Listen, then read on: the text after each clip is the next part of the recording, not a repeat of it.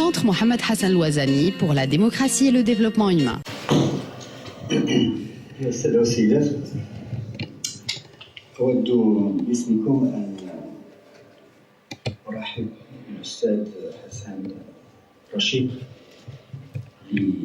في هذا المركز ونشكره على قبوله إلقاء هذه المحاضرة في هذه الأمسية. استمعنا إلى كلمة رئيسة المركز حيث ذكرت بعض الجوانب البيوغرافية التي تخص الأستاذ الباحث حسن رشيد، وزميل وصديق عزيز علينا منذ زمن طويل. أستاذ كما قالت رئيسة أستاذ جامعة الحسن الثاني البيضاء، مختص في علم الأنثروبولوجيا، ولم أجرؤ على إعطاء تعريف لهذا العلم، مختص في هذا العلم، وأبحاثه وكتبه حول المغرب في هذا الموضوع معروفة ومشهورة في الوسط الأكاديمي، سواء كان في الداخل أو في الخارج.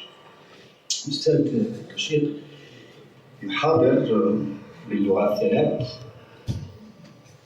الفرنسية والإنجليزية والعربية، وفي جامعات ومراكز بحث وطنية وأجنبية عدة، عربية مغاربية أوروبية وأمريكية.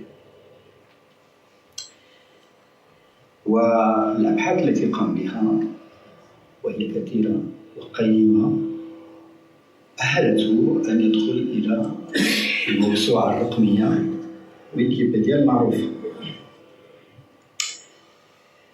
موضوع المحاضرة هو بعنوان لكتاب أصدره مؤخرا Éloge des identités molles، وله متعلق بالكتب تقريبا 8 أو 9 كتب في مجال اختصاصه. Éloge des identités molles، دفاعا عن الهويات الرخوة أو الناعمة. لا c'est négatif. الرخوة أو الناعمة. Un ami mou, c'est négatif. الرخوة أو الناعمة هو عنوان مثير فعلا للكتاب، وموضوع سؤال الهوية الذي شد اهتمام الأستاذ منذ زمن طويل، وأنتج فيه الكثير وحضر فيه سواء في المغرب أو خارجه، وعالجه من عدة أوجه ومن منظور أنثروبولوجي مثير ومتميز، سواء من الناحية النظرية أو من الناحية الميدانية.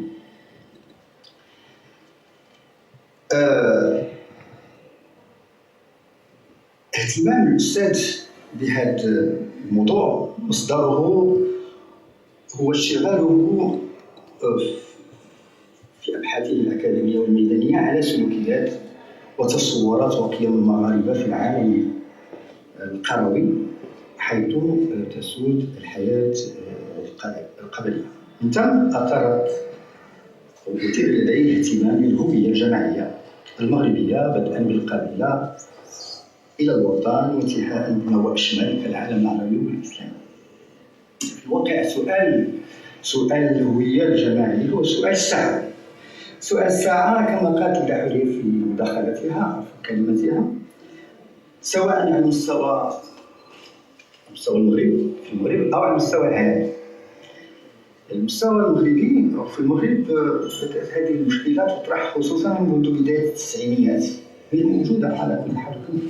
منذ بداية التسعينيات بدأت هذه المسألة تطرح بحدة نظرا لبروز المسألة الأمازيغية. والأستاذ في هذا موضوع المسألة الأمازيغية مؤلف مفيد جدا صدر في 2006، المؤلف جماعي أعتقد أو تحت أيضا فيلم. من ثم بدأت تطرح مسألة في المغرب، بدأت تطرح مسألة تساكن التعايش بين الهويات المتعددة وانصهارها في الهوية الوطنية. مؤخرا بدينا نسمع ظهور مهم جدا في المغرب، ظهور مؤشرات أو إرهاصات للتعبير عن هويات متجددة أو جديدة عالميا. مثلا قول بأن هناك من يعتنق المسيحية ومن يعتنق ديانات أخرى ويريدون أن يعبروا عن أنفسهم ويجتمعوا يعني والاعتراف بهم على أساس الأساس. هذه أشياء تطرح بحدة على الهوية الجماعية المغربية. ومن مؤشرات أهمية هذا الموضوع هو دستور 2011 الذي في ديباجته عبر عن انشغال المغاربة بهذا الموضوع، حيث نص على ما يسمى بمقومات الهوية الوطنية المتعددة: العربية، الإسلامية، الأمازيغية، الحسانية، العبرية. ويطرح مسألة التعدد والانصهار في هوية وطنية موحدة. أما على المستوى العالمي فكما نعلم أصبحت الهوية معطى مركزي في العلاقات الدولية منذ نهاية الحرب الباردة وانهيار الاتحاد السوفيتي والكتلة الشرقية والحروب التي داعت بعد ذلك في آسيا وفي البلقان وفي إفريقيا، وكلها كانت حروب عرقية، دينية، ثقافية، قومية، التي حلت محل الصراعات الإيديولوجية الكبرى. الآن هناك صراعات الإيديولوجية مرتبطة بالهوية. قبل كانت الصراعات بالايديولوجيات مرتبطة بالمستقبل العالمي، مستقبل المجتمعات، مستقبل الإنسان، مستقبل إلى آخره. فإذا تغير الباراديم، ورأينا ذلك من خلال أيضا تصادم في إطار العولمة بين الثقافات، خاصة بين الإسلام والغرب، وهو ما عبر عنه عالم السياسة الأمريكي الراحل صامويل هانتنغتون في دمشق في كتابه صدر في منتصف التسعينيات صدام الحضارات، ويطرح بحدة مسألة الهوية والبنية على الدين. كل حضارة لها وأعطى نواة دينية، عرفها بنواة دينية معينة. إذا مسألة الهوية مسألة سؤال الساعة. الشيخ الأستاذ رشيد، واعتذر عن الحضور،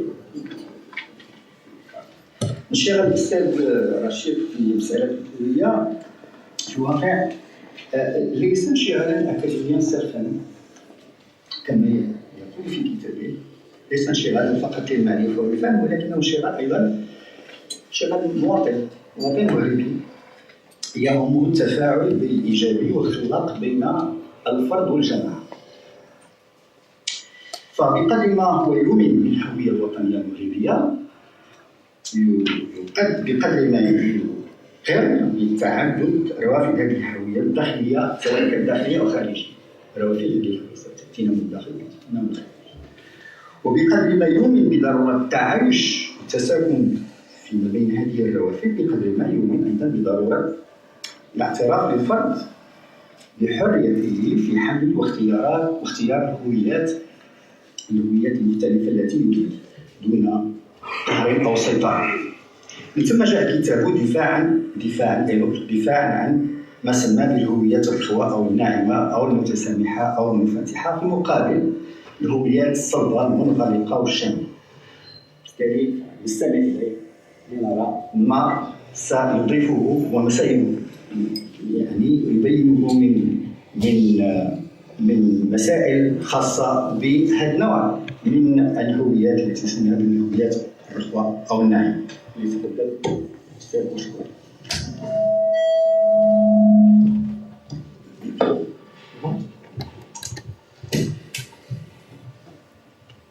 Bien. Je laisse de côté la question de la langue. Ça nous mènera plus loin. Ça ça va plus loin. Je tiens tout simplement à remercier le centre Mohamed Belhassan Ouazzani et tout le personnel qui œuvre au nom de ce centre. Je remercie vivement mon collègue et ami Abdelwahab Almi pour sa présentation à la fois courte et sympathique. Donc, voilà, il y a que les identités soient d'actualité, donc c'est à la limite un pléonasme. On le vit chaque jour. Maintenant, qu'est-ce qui a poussé un auteur à travailler sur les identités?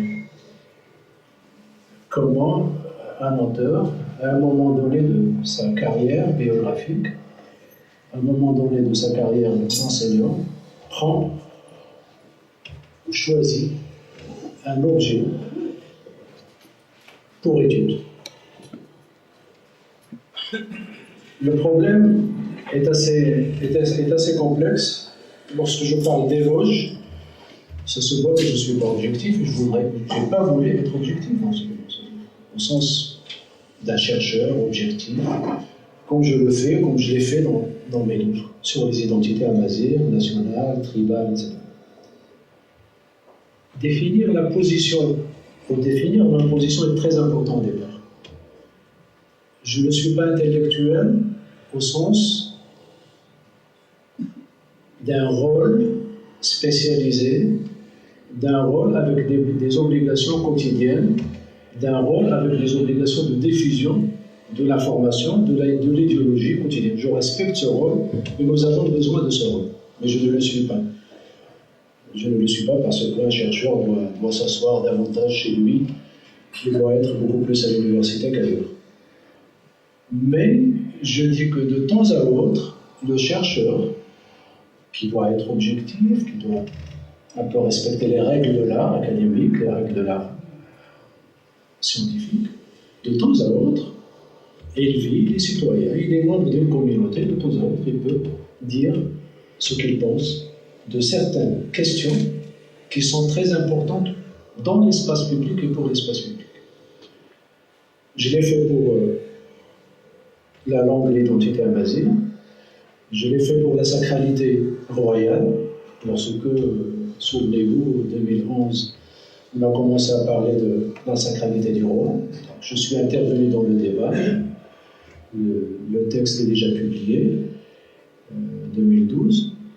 Et je l'ai fait plusieurs fois, mais je l'ai fait également pour les identités collectives. Donc le chercheur prend la casquette de l'intellectuel de façon éphémère. Je ne suis pas intellectuel, mais je me permets de prendre la casquette de l'intellectuel, de jouer le jeu de l'intellectuel, pas l'intellectuel généraliste. Pas l'intellectuel qui va parler un jour de l'Afghanistan et le lendemain des îles Caraïbes. Je n'appartiens pas à cette catégorie. Ils ont joué le rôle. Il était obligatoire qu'ils le fassent dans les années 40, 50, etc. Mais je pense, même en Europe, maintenant, la tendance est d'instruire les dossiers. Un chercheur instruit un dossier. Et il l'instruit à partir de son expérience. Bon, il y a plusieurs questions sur lesquelles je ne peux pas dépasser le niveau d'un citoyen relativement informé. Et donc, quand on me dit « qu'est-ce que tu penses de ceci ?» je dis « je ne suis pas très intéressant par rapport à ça. » Mais peut-être, je trouve ça mis à part, peut-être que je serais intéressant pour les questions sur lesquelles j'ai travaillé pendant une vingtaine d'années, le sacré, la sacralité, le pluralisme culturel et les identités collectives. Donc voilà un peu ma position, c'est de prendre part dans un débat public, dans un espace public, mais à partir d'une expérience académique. Je ne plonge pas sur des questions sur lesquelles j'ai très peu travaillé. Alors, l'identité, ça a été dit plusieurs fois, c'est un mot galvaudé, c'est des fois même un mot banni par certains intellectuels. Il n'est pas utilisé le mot identité. l'identité en tant que concept peut être discutable entre des chercheurs, que ce soit l'identité individuelle, l'identité collective. Mais ce n'est pas aux chercheurs de fermer le débat, ce n'est pas à moi de dire la question de l'identité est secondaire ou pas secondaire. Il y a l'espace public, il y a des questions qui se posent, il y a des gens qui disent le houya, le houya, le houya, le houya. Soit je ferme les yeux et je dis bon, ces gens-là disent n'importe quoi, l'identité n'existe pas. Soit je prends acte et je dis bon, si les gens se tuent et tuent pour l'identité, c'est que c'est ça. Et c'est une question très sérieuse. Maintenant, est-ce que ma conception de l'identité épouse celle que revendiquent d'autres? Ça, c'est un peu le sujet de mon livre. Alors, commençons par l'identité d'abord lorsqu'il s'agit d'individus. Quand est-ce qu'on parle d'identité par rapport à l'individu? C'est lorsque le soi est supposé être constant dans différentes étapes de la biographie de cet individu. C'est-à-dire, on suppose que Hassan al-Ashar qui avait 10 ans, Hassan al-Ashar qui avait 20 ans, et Hassan al-Ashar qui a 40 ans, et maintenant plus de 50, plus de 60, a une même identité. Et donc, il y a une constance dans sa vie, dans sa biographie, qui fait qu'on va désigner telle personne, on va lui dire, elle a une identité individuelle qui est différente de celle de son frère, de son père, de son voisin, de son collègue, etc. Ce n'est pas mon sujet. Moi, mon sujet, c'est quand on invite un individu à lui dire « tu vas taire ton individualité parce que tu vas intégrer un groupe et c'est l'identité de ce groupe qui prime et qui importe. » C'est un peu l'inverse, c'est-à-dire ce que toi tu défends en tant qu'individu, en tant que personne, tu dois y renoncer lorsque tu intègres un groupe. Nous avons toujours cette dialectique différence-similitude. Je suis Hassan al-Ashar, je suis différent de Mohamed, de Abdouhab al-Almi, de Mohamed Bouaqid. Tout le monde peut comprendre ça. Mais à un moment, nous sommes marocains et donc nous sommes invités à dire bon, tu n'es plus Hassan al-Ashar, tu n'es plus Mohamed Bouaqid, tu n'es plus Abdouhab al-Almi. Vous êtes obligés de renoncer à ce qui vous est individuel pour vous intégrer dans un sac qu'on va appeler Maroc, ou Amazir, ou Arabité, ou Islam, ou chiisme, etc. Et la question qui est très classique en anthropologie ou en sciences sociales en général, c'est quel est le rapport entre l'individuel et le collectif? C'est ça ma question. Lorsque je rentre dans ce cercle-là qu'on va appeler marocain, ou amazir, ou arabe, ou musulman, qu'est-ce que je deviens? Qu'est-ce qu'on m'impose et qu'est-ce que je dois imposer en tant qu'individu? Donc la question, encore une fois, c'est la place de l'autonomie des individus dans les conceptions identitaires, quelles qu'elles soient. La question que je me pose lorsque je vais analyser l'arabisme, ou l'amazirisme, ou le nationalisme marocain, ou autre idéologie identitaire qui m'est proche, ou qui ne l'est pas, peu importe, c'est de dire quelle est la place de l'individu dans cette identité. Et vous voyez que la question n'est pas une question de contenu. La question, pour répondre à cette question, il ne s'agit pas d'étudier la culture amazigh, ou l'identité amazigh, ou l'identité arabe, ou l'identité islamique, etc. Il s'agit d'identifier des formes identitaires qui n'ont rien à voir, ou qui ont très peu de choses à voir avec les contenus. Et ce que j'ai proposé comme un peu gris, un type d'identité, ça a été dit tout à l'heure, c'est un peu le titre du livre. Il y a les identités molles, soft, et les identités dures. Et ces identités, ces deux types d'identités sont déclinés à partir de 3 formes que j'essaierai d'analyser avec vous très rapidement. La première forme, c'est l'identité exclusive par opposition à l'identité composée au pluriel.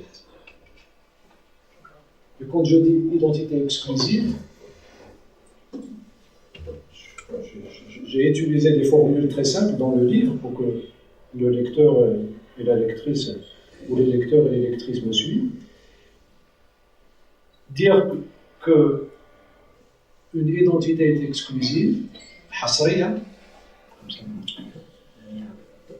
non, je dirais hasriya, et puis c'est mon problème. Non, l'usage c'est hasriya, l'usage c'est hasriya, exclusif. La conception univoque, exclusive, ou hadiya, exclusive, impose de ne s'en réclamer que d'une seule identité. Il faut être X. Vous pouvez dans X mettre ce que vous voulez, amazir, arabe, basque, européen, peu importe. Et rien que X. Et ces identités existent. Ces formes existent. Et je donne plusieurs exemples, je n'aurai pas le temps de donner tous les exemples que j'ai donnés. Et j'étais relativement assez démocratique pour dire, bon, pour chaque expression, voilà, les arabistes offrent une illustration, les amazirs offrent une illustration, les islamistes offrent une illustration. Pour ne pas dire qu'il y a, lorsque un islamiste comme Saïd Qutb dit votre nationalité, la nationalité le credo, la nationalité du musulman c'est son credo, et qu'il nie toutes les identités tribales, confrériques, autres, peu importe, arabes, culturelles, autres que l'islam, nous sommes devant une identité à la fois univoque et exclusive. Nous la trouvons chez les arabistes. L'arabisme ne peut pas être réduit à cette forme, mais nous trouvons cette forme chez les arabistes au moment où vous êtes arabe et basta. Parler des Kurdes, parler des Berbères, parler de ça, il faut parler. Vous êtes arabe. Les amazirs également, vous avez, c'est marginal dans les différents cas, mais bon, ça existe, où vous êtes amazir et uniquement amazir. Pas d'arabité.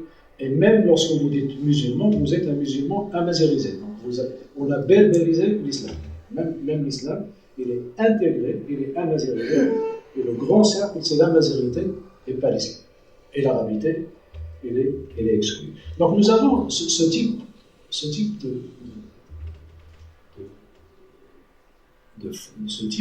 de conception exclusive et univoque. Et on ne fait pas attention. Des fois, même dans un langage très ordinaire, sur le foot au Maroc, on les trouve. C'est pourquoi l'étude sur la forme est très importante. On fait beaucoup attention au contenu. Puisqu'il est amazir, tant pis, quoi qu'ils disent, je suis complice de... Non. À un moment, même si tu es amazirophone, même si tu es amaziromania, etc., non, pas amaziromania, mais juste amazirophone, même si tu revendiques ton amazirité, lorsqu'il y a une forme exclusive de l'amazirité, tu dois dire non, je dois dire non. Ça n'a rien à voir avec le contenu.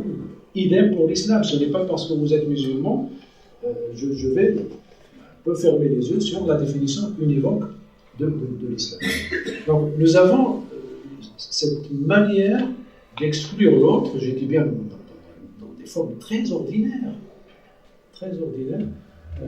comme le foot, comme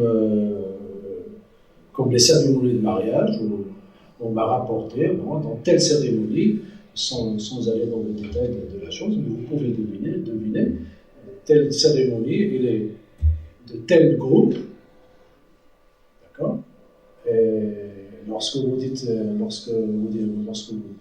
introduisez Tral, par exemple, on va vous dire, bon, ça c'est facile. Les Berbères ne doivent pas introduire, ne doivent pas faire. Ça, ce n'est pas idéologique. Ce n'est pas Saïd Qutb qui a dit. C'est des gens comme ça, dans des cérémonies, qui sont en train de discuter est-ce que ceci est amazir ou facile. Donc, ces formes existent sous des formes ordinaires. Ça peut être également, il y a que il n'y a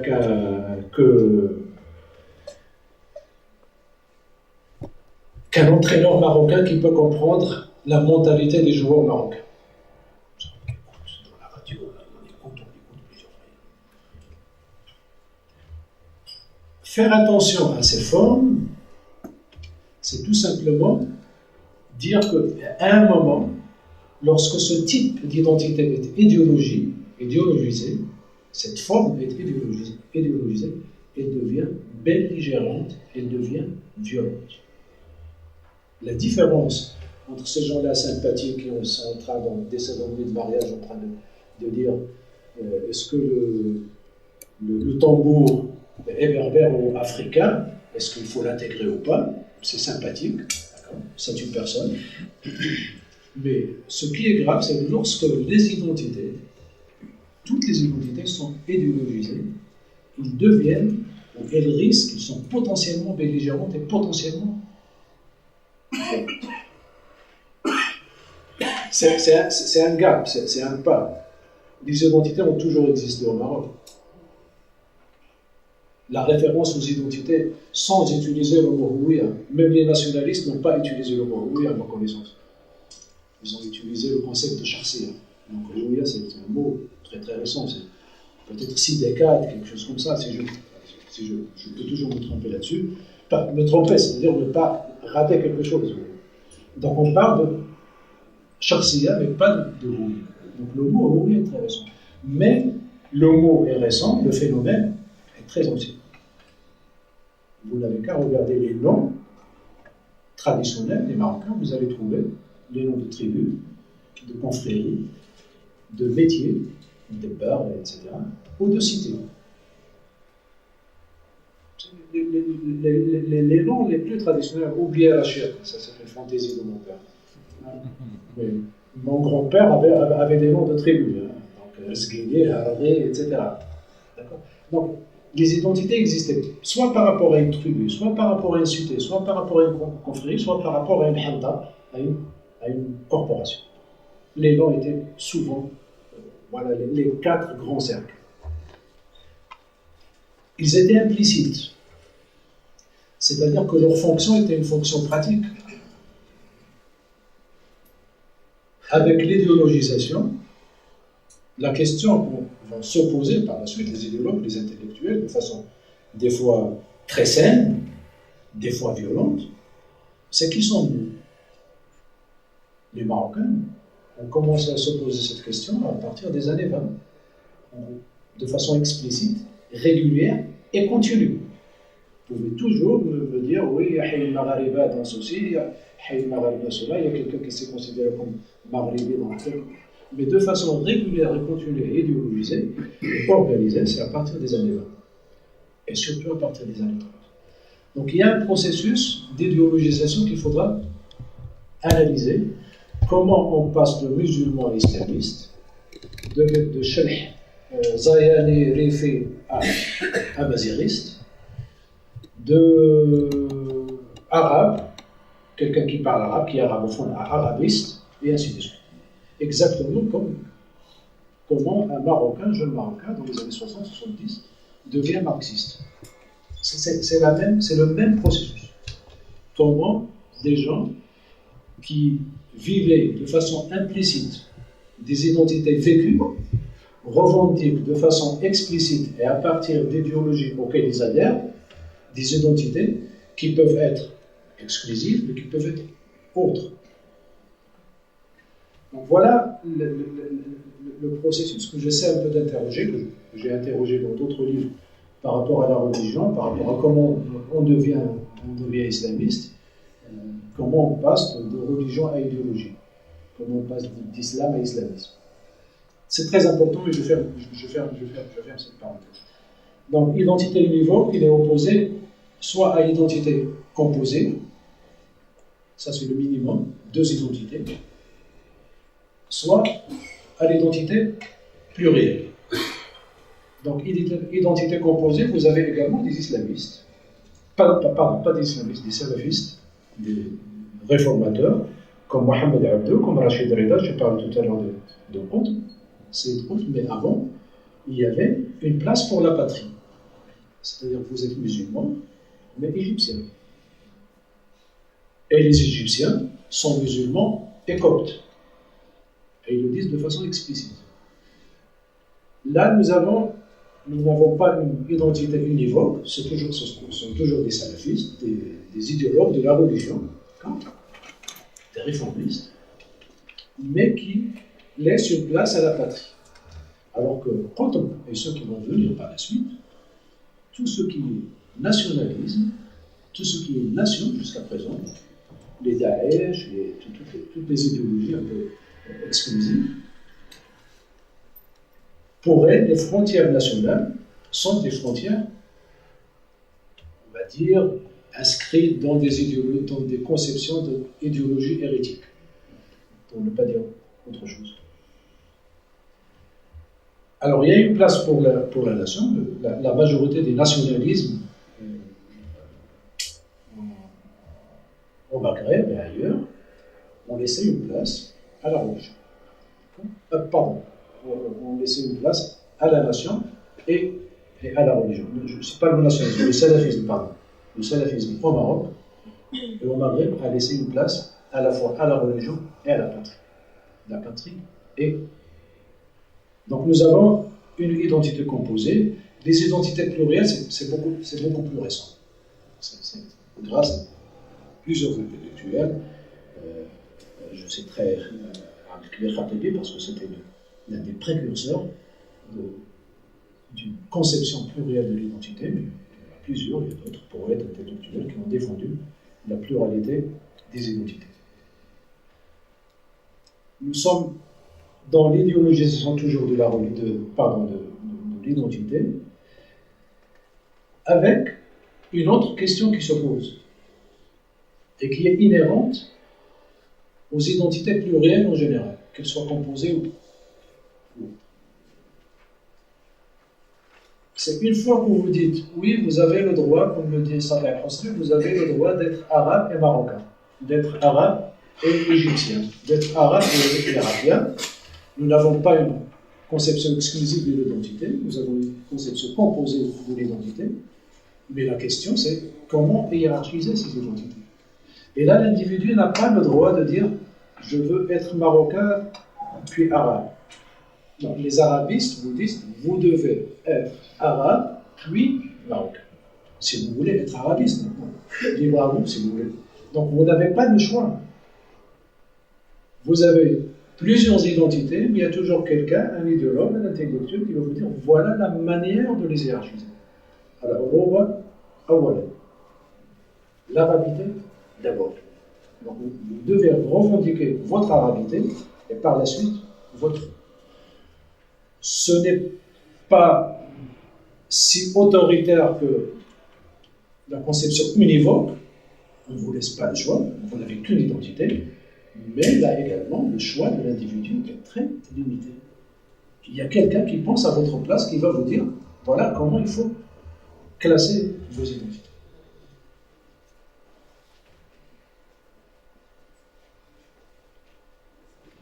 Pour la deuxième forme, qui est également, pour simplifier les choses, donc les choses ne sont pas si binaires que ça, il y a une anthropologue britannique, Mary Douglas, qui dit à ses lecteurs, chaque fois que quelqu'un vous propose une opposition binaire, méfiez-vous. Donc vous devez vous méfier de ce que je dis. Donc il y a des oppositions binaires, ce n'est pas si simple que ça, mais bon, c'est un point de départ, c'est comme les esquisses, on essaie d'avoir une image relativement floue pour un peu construire par la suite. Alors, l'idéologie, le deuxième type de forme, c'est les idéologies, les identités prescrites et les identités acquises. Bon, en anthropologie, le statut acquis, le statut prescrit, c'est presque le b.a.-ba de la description d'une société moderne ou d'une société traditionnelle. Le statut prescrit, en gros, c'est le statut hérité du père et des parents.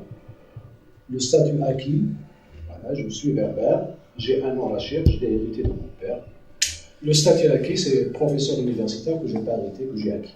grâce à l'école, grâce à la société dans laquelle je vis, etc. Et là également, lorsqu'il s'agit d'identité, vous avez une conception héritée, prescrite de l'identité. Le Taurat, l'Ajdad, les ancêtres, le sang, le dam, etc. Bon, vous êtes là, et vous n'êtes qu'un petit corps qui est traversé par une histoire millénaire ou qui est présenté comme millénaire. Et donc, là également, lorsqu'on hérite, on n'est pas libre. Lorsque vous héritez d'une identité, vous n'êtes pas libre.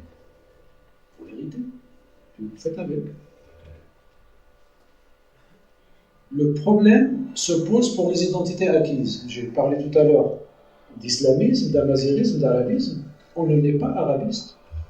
On ne n'est pas amazériste, on ne n'est pas islamiste. On peut être musulman, on peut être berbérophone. Votre mère va vous parler en berbère à l'âge de... Ça, on peut. Mais la conversion idéologique et les identités idéologiques sont toujours acquises. La différence, c'est que des fois on les présente comme acquises et des fois on les présente comme étant éternelles. Les nationalistes marocains ont présenté la nation marocaine comme étant éternelle. Elle a existé alors qu'ils venaient de la créer, ils étaient les créateurs de la nation marocaine. C'est eux qui ont créé la nation marocaine. Il y avait des Marocains sous différents cercles, mais il n'y avait pas de nation marocaine. Les critères, vous pouvez prendre les fêtes, le calendrier de fêtes des Marocains, vous n'allez pas trouver une fête nationale avant Eid al-Hajj de 1933. Vous pouvez trouver des fêtes religieuses, des fêtes confrériques, des fêtes locales, des fêtes tribales, des moussins, tous les calendriers filahi ou calendrier musulman, et vous n'allez pas trouver une fête célébrée selon le calendrier grégorien. La première fête nationale, c'est la fête du trône. Donc elle a participé la personne qui porte le nom de son centre. D'accord? Donc, les gens peuvent créer des identités, acquérir des identités et les présenter comme étant anciennes et éternelles. Et ça, c'est également une conception qui limite l'autonomie de l'individu. Les identités peuvent être acquises, mais présentées de façon prescrite, mais des fois, on peut vous dire tout simplement, non, vous ne pouvez être que ceci. La conséquence des identités prescrites, héritées, si vous voulez, la conséquence, c'est que ce n'est pas de dire je suis marocain, j'ai le droit de ne pas être marocain. Ça, c'est une possibilité. Mais même le fait de garder et dire oui, je suis marocain, je suis amazigh, je suis arabe, je suis musulman, je suis cheikh, je suis ceci, je l'ai hérité, mais vous n'avez pas le droit de me dire comment je dois le concevoir. Je ne suis pas obligé de concevoir la marocanité telle que les nationalistes l'ont conçue, ou telle que la monarchie la conçoit, ou telle que telle partie la conçoit, ou telle que mon père ou mes arrière-grands-pères l'ont vécu. Donc il ne s'agit pas uniquement de dire qu'il y a une identité nouvelle, un label nouveau, mais des conceptions nouvelles du même label. Vous pouvez toujours porter le même brand, le même badge, en gros, mais avoir un rapport différent à ce badge. Il ne s'agit pas de dire, bien sûr, les identités sont limitées, à moins d'émigrer, d'aller au Canada ou d'aller ailleurs, et avoir d'autres identités nationales. Les identités, la liste des identités sont limitées. Mais ce qui est illimité, ce sont les conceptions que nous pouvons avoir de ces identités. Exclusives, héritées, prescrites, composées, et ainsi de suite. Et c'est là où l'individu, c'est là où vous, moi, et le reste des gens qui composent un peu ces espaces publics qu'on appelle le Maroc, c'est là où on le débat. Rien n'est prescrit. Ne viens pas me dire l'architecture marocaine c'est ceci, ou l'urbanisme musulman c'est cela, ou la culture amazigh c'est ceci. J'ai le droit de discuter et de dire mon point de vue sur cet héritage. Vous n'avez pas à me dire c'est intact, voilà, ça va passer, ça va tout traverser. Et puis, non, on s'arrête. J'ai le droit de dire ce qu'est la majorité. Il n'y a pas d'héritage qui s'impose. Il y a un héritage. Le Jama'a, c'est le symbole chez les nationalistes, chez les berbéristes, chez les gens de gauche. Pour une fois, il y a une complicité, on va dire complicité plutôt. Les complicités, le Jama'a, c'est le symbole de la démocratie, c'est le symbole de la corporatisme, c'est le symbole de ceci, etc. Puis les intellectuels, maintenant, ils disent maintenant, le Jama'a où il n'y a que des hommes, excusez-moi, je ne marche pas. Ça ne correspond pas à mes valeurs. La Jama'a, oui, bon, l'histoire, c'est ceci, mais maintenant, à partir de maintenant, il faudra que la Jama'a laisse une place aux femmes, aux jeunes, parce que les jeunes sont également exclus de la Jama'a. Il n'y a que des. On parle un peu d'oligarchie. Les jeunes parlent des porteurs de turbans pour les chrétiens. Donc voilà, vous avez. La question de l'héritage est très complexe lorsqu'il s'agit de l'identité. Vous avez les deux conceptions. Donc, la passivité, vous êtes passif, vous héritez de votre identité, vous n'avez rien à dire, ou vous avez quelque chose à dire, quel que soit votre mot, quelle que soit votre conception. La troisième forme, et je m'excuse d'être un peu rapide et un peu lapidaire, mais je profiterai de la discussion par la suite. La troisième forme et la troisième opposition binaire, elle oppose la conception totalitaire de l'identité et la conception sélective. La conception totalitaire, ce sont les conceptions qui imposent à leurs adhérents de façon systématique et quasi quotidienne les choses à faire et à ne pas faire. Ce n'est pas exclusif des identités. Les idéologies totalitaires, on les connaît, ça peut être communiste, il peut être... Donc il y a des idéologies politiques, ce n'est pas exclusif aux identités collectives telles que je les définis. Donc, conception totalitaire, je l'oppose à la conception sélective, c'est-à-dire que vous n'êtes pas obligé de porter un badge identitaire pendant 24 heures, pendant 7 semaines et pendant 66 jours, 65 jours.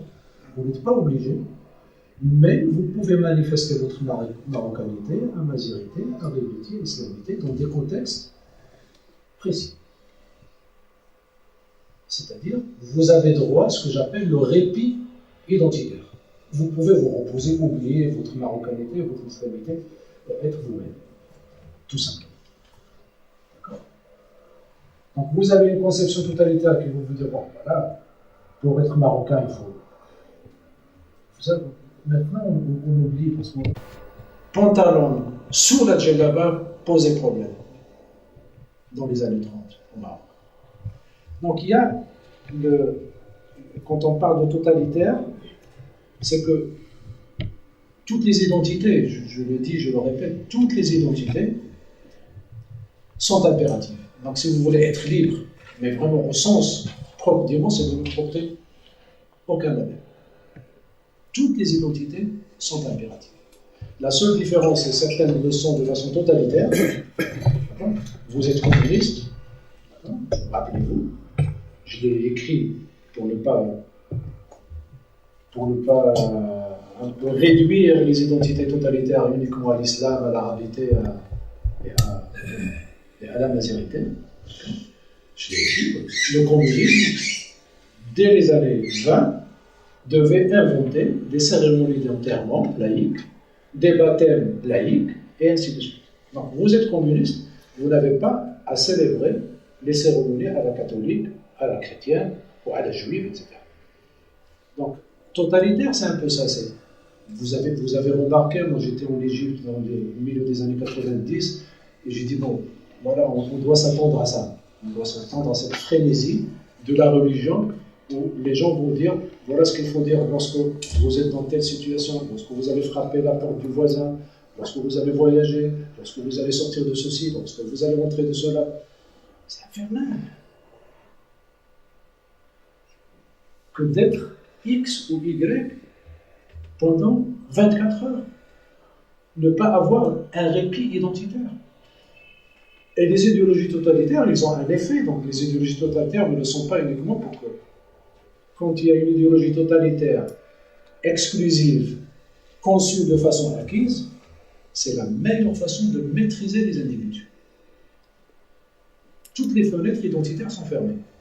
Vous avez un seul cercle, soit vous êtes communiste, vous êtes islamiste, vous êtes arabiste, vous êtes amazigh, et il est beaucoup plus facile de maîtriser des gens qui partagent une seule identité de façon totalitaire que des gens qui circulent dans plusieurs identités. Qui, à un moment, un amazigh va dire à l'arabiste, non, attends, ça je ne suis pas d'accord. Et l'arabiste va dire à l'amazigh, non, ça je ne suis pas d'accord.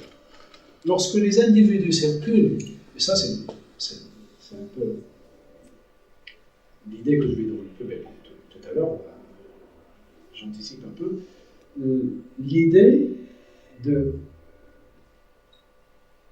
maîtriser, l'idée de l'efficacité d'une conception identitaire se mesure à partir des 3 caractéristiques que je viens de définir. Il doit être univoque, il doit être conçu comme acquise, comme prescrite, même s'il est acquis, et il doit être totalitaire. Être marocain, être musulman le jour du vendredi avec cette djellaba, mais vous dire, bon, voilà, vous avez un habit noir à porter pendant toute votre vie, vous ne pouvez même pas changer de couleur,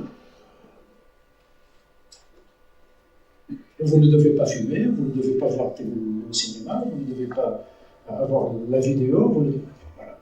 Vous connaissez un peu les idéologies totalitaires, le dernier exemple étant dans l'État islamique. Alors, donc les identités molles, ou les identités dures, si vous voulez, ce sont les identités univoques, prescrites et totalitaires. Et je les oppose aux identités molles, qui sont ouvertes, qui sont sélectives, et qui sont contextuelles. Le mot contextuel est très important. Parce que des fois, on va dire, oui, mais voilà, comment on va faire? On va faire ce que les gens font de façon ordinaire. Les idéologies viennent rigidifier les identités. Les gens, au Maroc, il y a plusieurs études, certaines que j'ai signées, y compris mon grand-père, auquel j'ai consacré un livre, parce qu'il était post-moderne, il était beaucoup plus post-moderne que moi, parce que lui, il a changé de nom selon sa biographie. Il a 3 ou 4 noms différents, selon sa biographie. Lorsqu'il est imaginé, voilà, maintenant, j'aurais pu dire Baydawi, parce que mon père ne l'était pas. Il est venu, c'est un immigré, il est venu de... Pour moi, oui, je suis Casablanca. J'aurais pu, si l'état civil n'existait pas, si les noms étaient portés parce que les gens voulaient que tu les portes, genre, Bédawi. Et donc, l'identité contextuelle veut dire tout simplement que même l'identité plurielle ne satisfait plus. Parce que l'identité plurielle, vous avez une liste d'identités que vous devez porter. Avec l'identité contextuelle, personne ne vous dit quelle identité il faut porter. C'est à vous, selon le contexte, de dire, il y a des fois, je suis uniquement anthropologue. Et quand je suis à l'étranger, on me pose la question sur tel ou tel aspect de la politique marocaine, je dis, pourquoi vous me posez cette question? Je suis anthropologue. Marocain, c'est autre chose. Pourquoi vous me posez cette question? Là, je vous parle du sacrifice. Chez les Grecs, dans la Grèce antique, vous me ramenez encore à ma nationalité. Donc il y a des contextes, il y a des fois où on peut être marocain, des fois on peut être amazigh, je peux, pour ne parler que de moi-même, amazigh, mais des fois je peux être ni l'un ni l'autre. j'écoute le jazz, je suis qui? Donc, l'identité contextuelle, je défends ce point de vue, c'est l'identité la plus appropriée au vivre ensemble. Si on défend le vivre ensemble, tout à l'heure on a parlé des chrétiens, il y a les chiites, il y a d'autres. Si on défend le vivre ensemble, ce n'est pas uniquement comme à Londres, où il y a des écoles pour les Syrs, des écoles pour les chiites, des écoles pour les hindous, des écoles pour ceci, ce n'est pas. Ça, c'est le pluralisme. Pardon? Communautarisme, si vous voulez. Ça, c'est le pluralisme. On vous respecte. On respecte votre culture.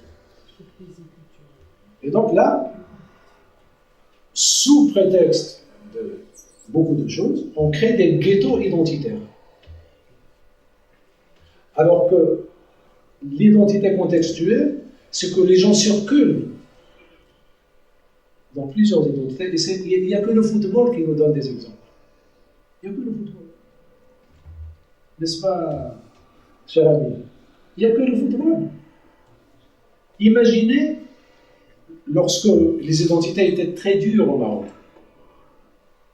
vous jouez dans une équipe depuis l'âge de 5 ans jusqu'à votre départ. Ça, c'était l'idéal, même pour certains nostalgiques aujourd'hui. L'idéal, c'est de rester dans l'équipe. Ça, c'est je ne vais pas dire que les identités dures, mais c'est proche. C'est-à-dire, quand vous avez un seul cercle, vous avez circulé dans un seul cercle, vous avez aimé une seule équipe, vous avez défendu un seul maillot dans toute votre vie. C'est infernal pour moi, mais bon. Alors, lorsqu'il y a des joueurs qui appartiennent à des nationalités différentes et qui jouent dans une même équipe, j'ai pris Zidane comme exemple dans le livre. Français d'origine algérienne qui jouait dans une équipe italienne. Lorsque Zidane, en tant que Français, joue contre l'équipe algérienne, il va oublier son origine. Et il n'y a pas de problème. En tout cas, il n'y avait pas de problème. Lorsqu'il joue contre une équipe française, il doit mouiller son maillot et battre l'équipe française. Parce que dans ce contexte-là, il n'est pas français. Et des fois, on n'arrive pas à comprendre cela. Il y avait une anecdote en 1989, lorsqu'on voyage à Oran, qui était coaché par Saadane l'Algérien, il était traité de traître. Khaïn. Donc ça vous donne l'exemple de. C'est à petite échelle, ça peut paraître banal, c'est que du foot, hein. Il ne faut pas faire attention. Non, c'est à partir de cela.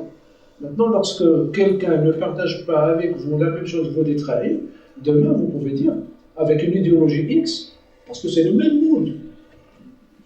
Le même moule. Il faudra tout simplement changer le foot avec de la religion. Et vous avez le même moule. Donc il ne faudra pas négliger et sous-estimer. Bien sûr, il y a des choses positives. Lorsqu'un coéquipier, lorsqu'un joueur quitte son équipe,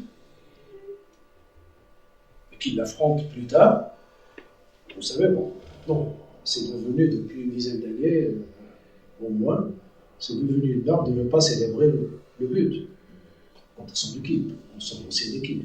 Ça atténue. Le fait que les gens circulent dans plusieurs identités fait que les joueurs brésiliens qui jouent en Espagne, lorsqu'ils vont rencontrer l'Espagne, ça ne va pas être aussi rigide que s'il y avait uniquement deux cercles qui se confrontent. Donc le fait de circuler atténue les tensions, atténue la violence des identités, et je pense qu'une manière un peu de défendre un autre vivre ensemble qui n'est pas uniquement le vivre ensemble de chacun à côté de l'autre, mais chacun circule dans les différents cercles. C'est-à-dire, je dois être présent, je ne sais pas, dans un musée, dans le conseil d'administration d'un musée juif, et ainsi de suite. Je peux multiplier les exemples comme ça. Donc, ne pas rester dans le chez-soi au sens vraiment étroit du terme. Voilà, donc, quand je parle d'identité molle, c'est tout simplement au sens de contextuel, au sens de flexible, et dans ce sens-là. Merci pour votre attention.